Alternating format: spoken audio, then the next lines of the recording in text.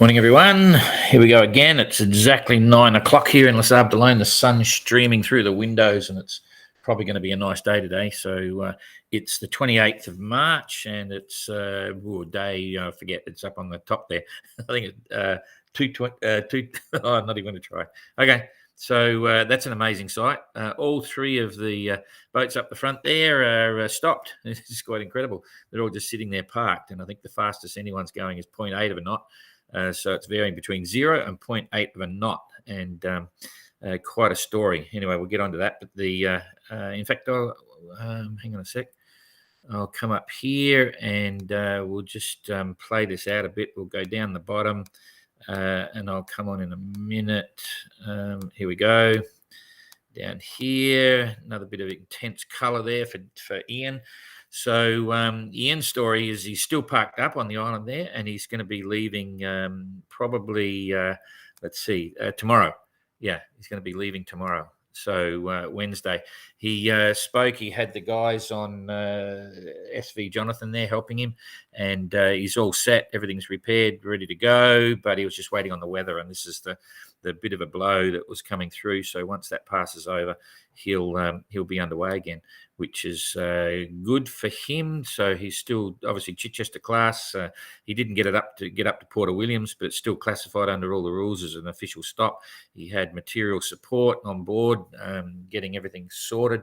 So he's now going to be heading on his way back to Les Arbres, and he's sealing up his GPS and his phone. He took his iPhone out, so that's all being taped up and signed off and then photographed. So he'll be back into the normal rules of Chichester. So that's all pretty good. The interesting thing here is the thing I find interesting anyway, how, first of all, I forgot the ocean race boats are just rounding the horn as we speak, the first of the ocean race boats. And the weather is still really pretty benign. It's quite amazing. There's big holes here. And Guy, we'll talk about Guy on Friday. I forget where he is. He must be down around here somewhere. And the weather is still really good. And if we quickly grab through this, you'll see this is another day ahead. It's like summer. It's quite amazing. There's some big holes there to get by. And I think Guy might be okay getting around. I forget exactly where he is, but I know last week we were saying a bit of a puff there, but nothing to really speak of. So really quite cool. Anyway, we'll talk about Guy on Friday. And Jeremy had some fun. And this was really interesting because if you look at my tracker update on Sunday, there was this pressure system here, which we were aware of. And it looked, for all intent and purposes, like he was going to just clip the bottom of it and it was going okay. The movement of this depression here didn't really do what it was supposed to do. It didn't move away quick enough. And interestingly, this is like I won't call it a cyclone, but Jeremy knows about these systems. It's a low pressure system going clockwise, and he was down the bottom edge of it. Passage Guardian was talking to him as well. We gave him a weather update yesterday when he was, realised he was stuck in the middle of it. But it's interesting because there's a little trick here that you do. First of all, you can imagine this wind going around in a circular direction like a clock, okay, clockwise. And if you don't even know where the center of it is or what's happening with it, first of all, you've got two things to work with. One is your barometer.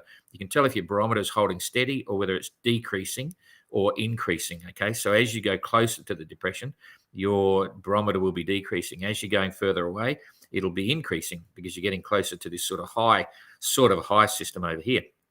So with these things, if you're into it, what you need to know is even if you can't work out where the center is, it's very easy to do. And I'll explain this first of all. Imagine Jeremy sitting on his boat. If he turns around and holds his arm out into the breeze, so he'd be standing on the back of his boat and his arm is handing in the breeze. His right arm, because it's if you're in a depression in the Southern Ocean, you use your right arm and just point it out into the breeze. And guess what? You're facing the center of the low. You can work out exactly where the center is, and I'll explain that very simply here. Once you've looked at that. If I come on here, it's as simple as this. So I've got my right arm and you literally just hang it out the side like that and point it into the wind. And then I'm facing now the center of the low pressure system. Okay, I know exactly where it is every time. As the wind's changing, guess what? I just keep my arm into the wind and I'm still facing the center of the low. Okay. So what you do is when you've got these tight things, and this works with a cyclone, with anything like that, you actually then sail away from the center of the load, because as you get further away from it, the wind is going to decrease dramatically. Okay. And interestingly, Jeremy was he stayed on starboard tack all the way.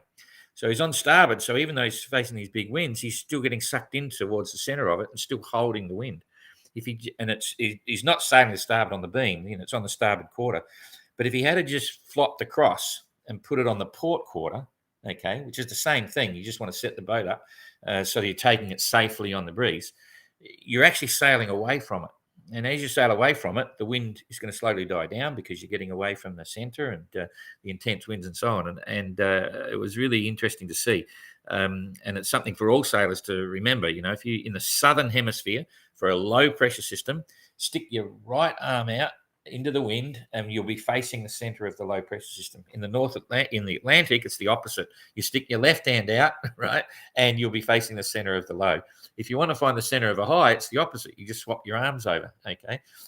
So it depends how you work it, but you can always work it out. And then you follow your barometer, and obviously, you watch your barometer, and it'll help you, manage any really heavy weather. So, but certainly looked like he got a bit clobbered, and it was really, he's okay, and looking forward now to some really nice sailing conditions because it's really quite pleasant. He's making 6 knots. What have we got here? We got 6.1 knots. He did 117 nautical miles in the day, and he said on his tweet today, he said, "Oh, that was a fair bit of wind. There's the most he's had for the whole trip." So quite interesting. And if we look now at the weather going forward for Jeremy, that system will move away and he'll sleek on the back edge of it. So he's okay. And this ridge will catch up with him. So basically what this thing did, it didn't go as fast as it was supposed to go. Jeremy hung in there. He wasn't sailing out of it. He was sailing into it all the time. And they were basically pacing each other for a day there.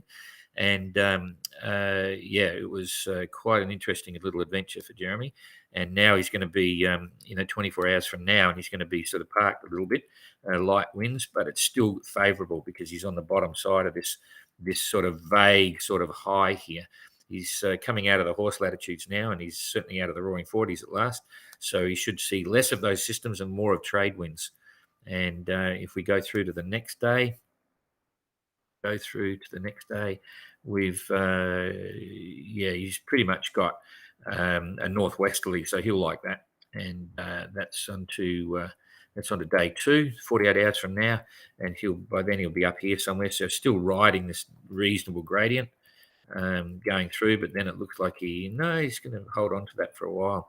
And to give you an idea, the distances there, he'll be making 100 miles a day without too much trouble. He's still going to hold that breeze for the next 2 days. He'll be in this lot here. So all pretty good for Jeremy. Okay, so now we'll get rid of that. And looks like Goog's in the trades at last, just kicking in. And he's currently doing 4.7. He did 103 nautical miles a day. Pretty good if you can do 100-mile days through those light patches. And he should speed up as he gets in a bit more of the trades here. So we'll just bounce that through. It's still really soft, eh?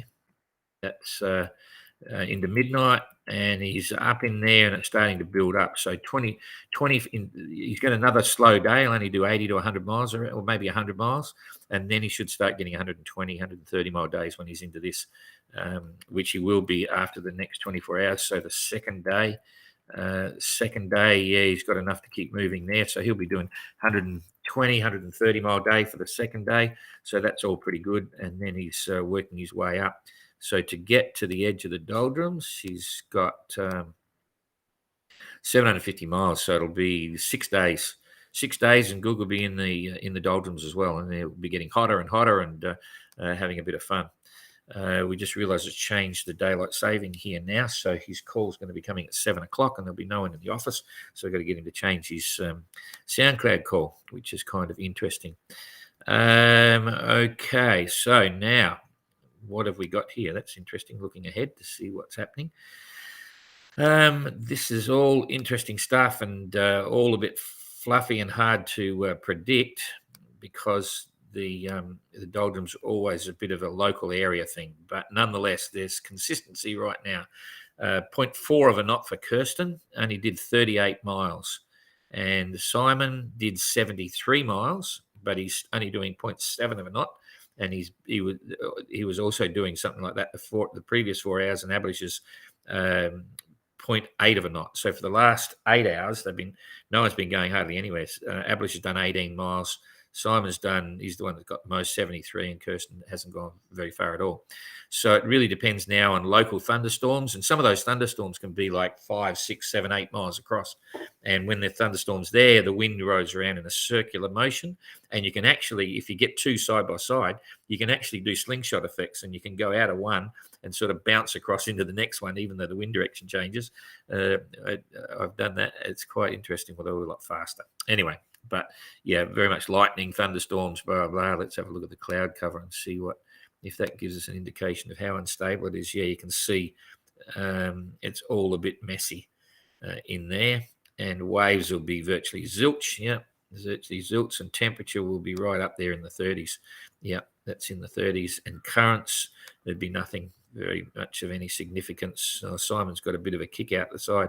That's probably why he's facing that way, in fact, because there's very little wind. He's not sailing that way, and that's just the current pushing him that way. Kirsten's out of that current stream now, and Ablish has got a little bit of a head current. Anyway, back to the breeze, and we'll have a look at that. It's no use measuring off the distances, but we'll look at and again, a reminder here, Kirsten's actually probably, she's definitely quite a distance in front of Ablish, probably 300, 400 miles now. Let's have a look here. 2,933 nautical miles to go for Kirsten, and 3,314. So she's there's 70 there. Yeah, she's nearly 400 miles in front of Ablish, technically speaking. And then if we look at Michael Goog, he's got 4,200, so he's about 1,200 miles behind still. He's still holding his own. He'll start to catch up a bit now because of that, because of the doldrums coming through. And Simon is 3,135, so a couple of hundred miles behind Kirsten, and Jeremy's got 5,500 miles to go. So he's got a fair bit to go there. Anyway, we'll bounce this through now. I'm going to go back one so we can see what the strength of these trades are, because you can see here, it's really pathetic. There's not really strong trades at all. But if you're going to windward, that's better, because you've got a lighter sea. The sea will be down to 1 meter instead of 2 meters. So I'm now clicking it through. This is like midnight tonight. They're still all sitting in the worst of it. And then by the end of the day, coming up, this is now 24 hours ahead, you can sort of see a trend coming down towards Kirsten there. Looks like the breeze is coming down. It's a northerly, but she'll be able to sail to it. And hopefully she goes off on starboard tack and starts heading out this way. Simon's still sitting in it, and Ablish doesn't look as if he's got any advantage. So maybe Kirsten's going to, Ablish has got a breeze coming up now. So, and then Kirsten's losing it. If you look at that, you can see here, that's a bit far. You can see here, there's the trend is that Kirsten's not in a good position because there's all this light stuff up here, but Ablish coming up here, he might get to it, and even Simon's going to be there. So by the look of it, this is only 36 hours ahead. Okay, Kirsten's still lucking out, but Ablish is in the breeze for sure. So, but remembering when he's up there, he's got to now head up here before he catches up with Kirsten on the rum line. But then the big picture with all of this is, where are they going? What's their intended track? Well, basically, if I go back to this one, Les Sables d'Olonne is right up here. So they got to get around the corner here. And so that's their objective. They want to try and come through here straight up. So if Kirsten's here, she can cut across this way, which is potentially faster. So it's going to be interesting. And I think in the next couple of days, they'll all be lined up. In the next two to 3 days, I think you'll see them side by side going for it. And Kirsten will be in the windward position. But, boy, she's really out on a blinder over here. There's no wind all the way up there. As soon as she gets breeze, she's got to come across on the starboard, which I think you'll see her doing. Anyway, that's it for now. And I'll just mention that yesterday Seb was in meetings all day. so he was unable to do the daily report or the French video report. And I've got media.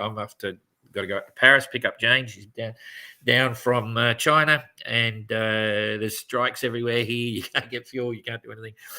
All about pensions and stuff. Long story. And I'll be back. Then I've got to wait a day to catch up with Captain Coconut. He's coming down, so I won't be back in the office till tomorrow afternoon now. But everything will be happening here. Seb will be onto it, do all the reports and bits and pieces, and Lutz will be doing the stuff. So we'll see. We'll still do the report tomorrow. I'll do that from Paris. So we'll see.